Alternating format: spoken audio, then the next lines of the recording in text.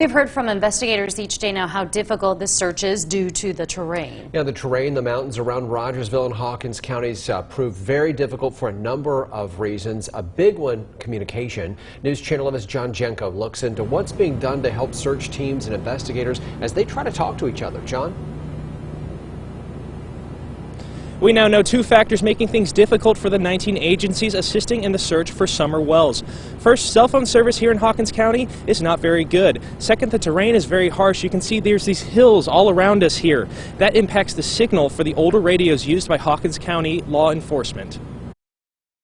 We can't hardly communicate at all on our radios, and cell phones are out of the question. Crews are now finishing their second day in the search for Summer Wells, but their search has been slowed by technological limitations.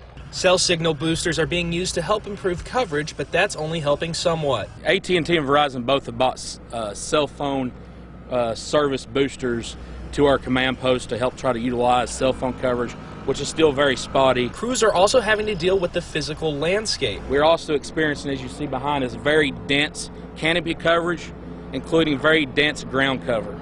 Those steep hills in the search area also pose a problem, causing search efforts to become very difficult, taking extra time to cover these areas adequately, exhausting teams a lot quicker, in turn causing longer for these grounds to be covered. The terrain also makes the use of radios less effective. For ground crew operations, we're having to utilize anywhere from 4 to 6 different radio channels to make sure we have the coverage to where everybody's accounted for. Hawkins County Mayor Jim Lee says some of the radio system used is about 15 to 20 years old, made up of parts of different systems. He says the Beech Creek community has some of the worst radio coverage in the county.